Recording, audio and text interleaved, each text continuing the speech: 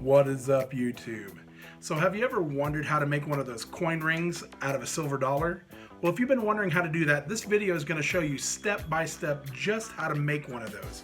Now, the person behind the video is actually Be The Change Bands. He has his own YouTube channel, so go check him out. Give him some subscribes, give him some likes, show him some love. And he also has an Etsy shop, and I posted that link down below, so go check that out as well. You can actually purchase some of the rings that he's made from coins. So let's go check out the video right now. Today, I'm going to show you guys how to make a Morgan silver dollar coin ring. So I'm going to be turning this into a ring. And if you want to do it yourself, feel free. To start the ring making process, you'll need to get a hole in the middle of the coin somehow. And the easiest way for doing this is getting a self-centered punch and die kit. You can find these on Etsy or eBay. I got this one from Coin Ring Magic, but I also recommend Jason Works. He has some pretty good dies and punches. And then I'll just set it in there because it will be self-centered. It's got that little washer, and you can put this on top and put the punch in the die, and you'll put it in the a 6-ton press. You'll need to get a 6-ton hydraulic press. 1-ton or 2-ton arbor presses also work, but I recommend getting a 6-ton hydraulic press because it's not much more expensive and it's just so much easier. You'll just press it down in the die until it punches through the coin, like that. Sorry, that's when a tripod would be good. And then you just take it out and get it off the punch by pressing the punch down through it. And that's it.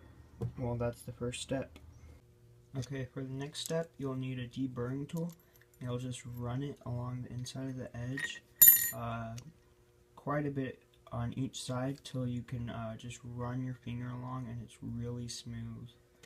So I'll kind of give you a look at what it looks like afterwards. This might be able to show you a bit. See how the edge is kind of rounded off there compared to over here. It's not really rounded at all.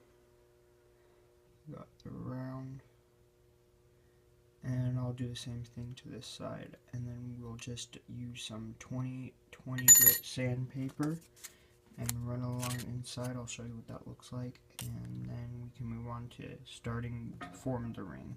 Okay, it should look similar to this after you deburr and sand it. Have a nice rounded off smooth edge. Make sure you can run your fingers along it, not really feel much, if anything at all. And then we'll be on to our next step, which is heating up the coin. That way it will be more flexible to work with in the ring making process. Okay, so you're going to want to heat it up kind of with the end of the flame. And these silver dollars can take quite a bit of heat compared to other silver coins. So you can heat it up pretty good. Don't heat it up too much, otherwise you might get it to mess up. The silver will bubble up. But you'll want to get this maybe a dull red, if that.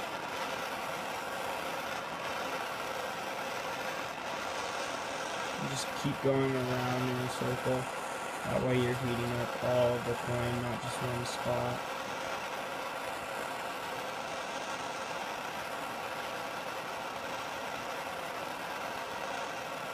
And that's actually probably good right there. Let you see what it looks like. Whoops, kind of turned off the camera there, but we're still at this. Okay, so now what you'll need is a pair of needle nose pliers, and you will pick it up like this, and you'll bring it right over to just some water, and you just quench it in there, and it will instantly cool off. And the reason it doesn't instantly reharden is because it's a non-ferrous metal, whereas if it was a ferrous metal, it would reharden like iron as soon as you quench it in water. But silver is non-ferrous, so you can quench it in water and it won't reharden instantly. So now we can start working with it.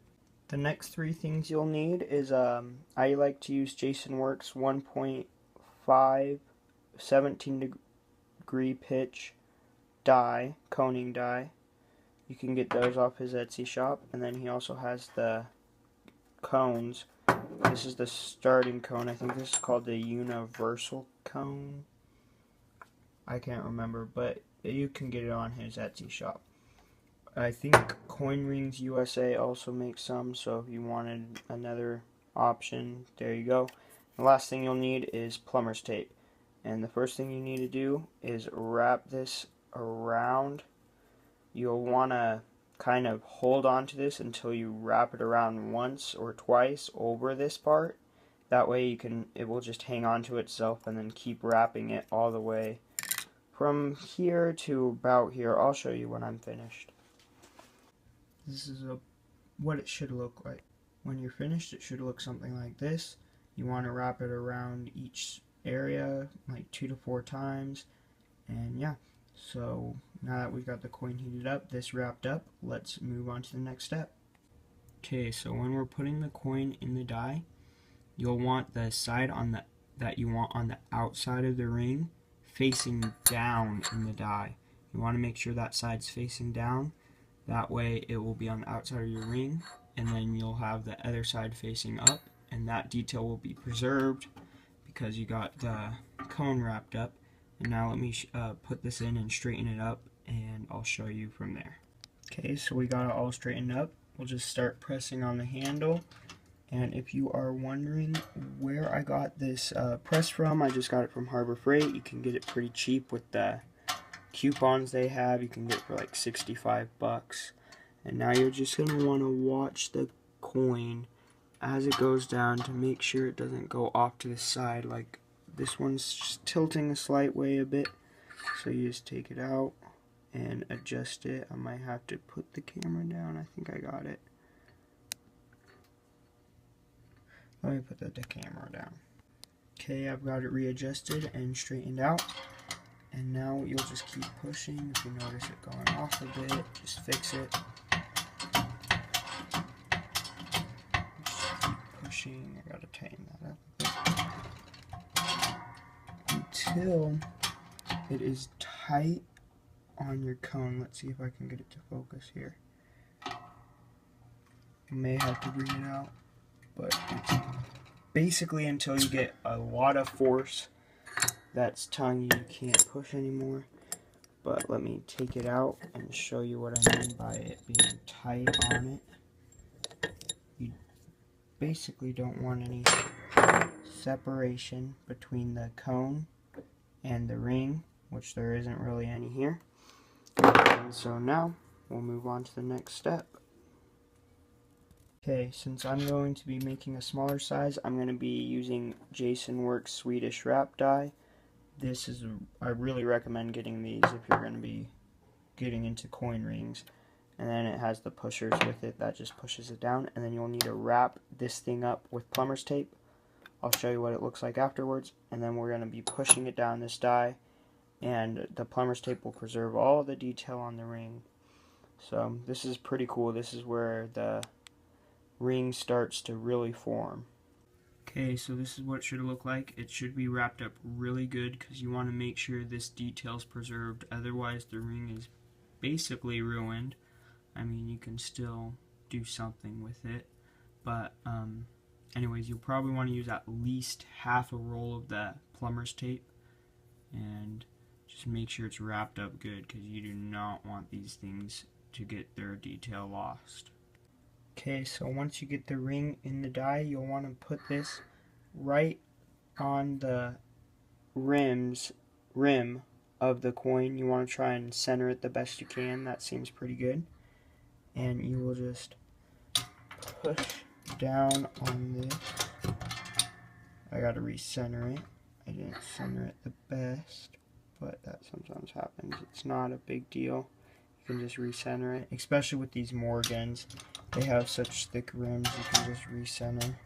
Okay, and then you just push it down until you get resistance and can't push anymore.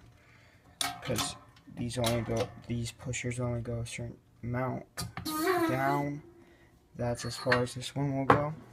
So now you'll take it out and you'll rewrap the top half of this to make sure the detail. Okay, my phone ran out of space there, so anyways, as I was saying, you'll want to rewrap this, and then you'll use the smaller plunger, and you'll just put it on top and press it down the same way we did with the other one.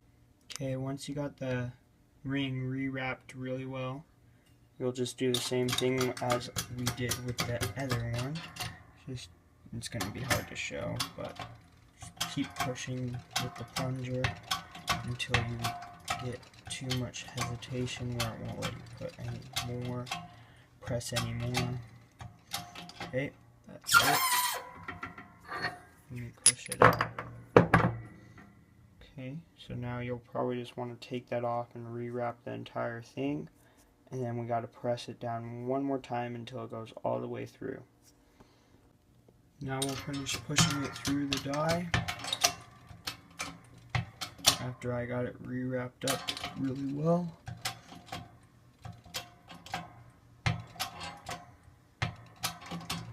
And this will just push it all the way through. There you go.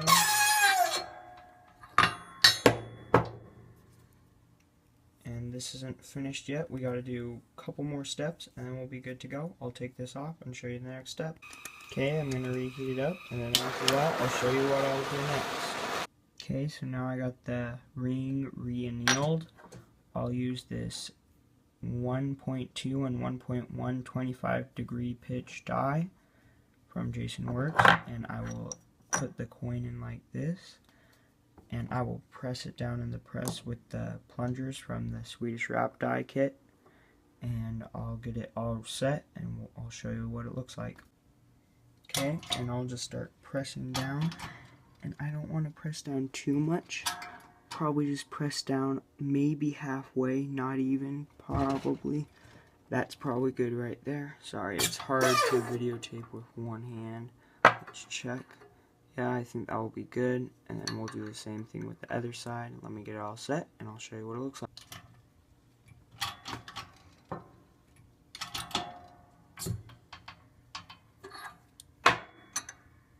This is what it should have, that shape, nice rounded off edge.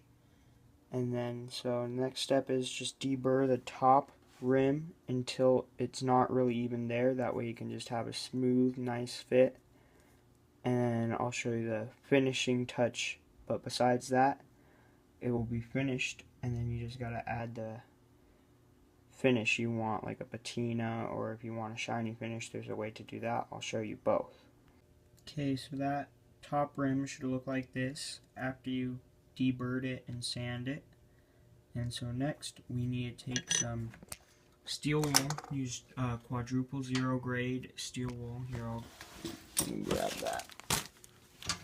You can get this at Walmart, so nothing special really. And then you'll just rub it along with your thumb, just rub it all the way around, and I'll show you the result, what it should look like after. Okay, this is what it should look like after you've taken the steel wool to it. You still got the inside detail because you've been preserving it with the steps I've shown. And so now you can go two ways.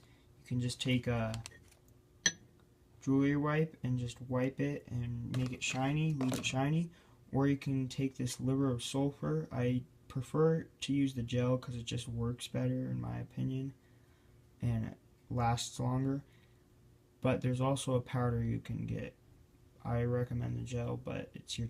Okay, I ran out of space again, but anyways, you can just follow the directions on this and put the ring in, and I'll show you what it should look like when it's finished, and then you'll have to use the steel wool again to take the excess patina off.